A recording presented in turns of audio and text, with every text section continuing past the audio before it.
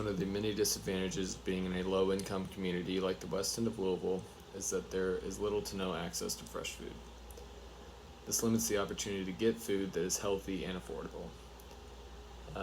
There have been efforts on the federal level to ban trans fats, and this has been a success in many cities, but not Louisville. And I believe that a solution to the lack of nutrition in urban areas is urban farming.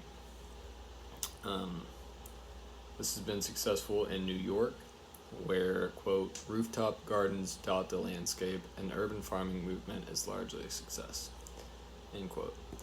As mentioned in Nadra Hashim's essay, Reversing Food Desertification, Examining Urban Farming in Louisville, Chicago, and Detroit. From this essay, I learned that one of the best ways to get the freshest food in urban areas is urban farming. Additionally, I learned that the use of food stamps in Louisville is a flawed system because most of the stores that you can use food stamps only have canned items that are high in sugar and salt and lack nutrition due to processing. This raised some questions for me, such as why can't food stamps be used in stores that have fresh ingredients, and what are ways people have dealt with the shortcomings of the food stamp system. This topic is of great interest to me because of a truly life-changing experience I had on a mission trip in Washington, D.C.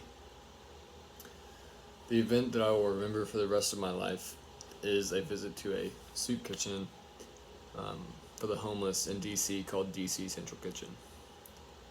The term soup kitchen does not do this place justice. The magic that happens in that place every single day is insane.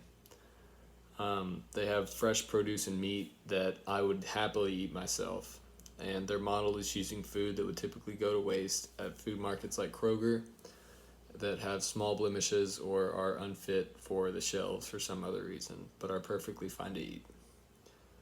The food that they prepare is delicious and nutritious, and with DC being the most diverse area in America, much of their food options are inspired by ethnic cuisine. I believe that if urban farming can pick up in Louisville, and there's a person willing to start a nonprofit in Louisville like DC Kitchen, then Louisville can make some serious progress in the food desert situation. My next step in research is finding nonprofits in Louisville that feed the homeless and impoverished, analyzing how their strategies stack up to DC Kitchen, and seeing what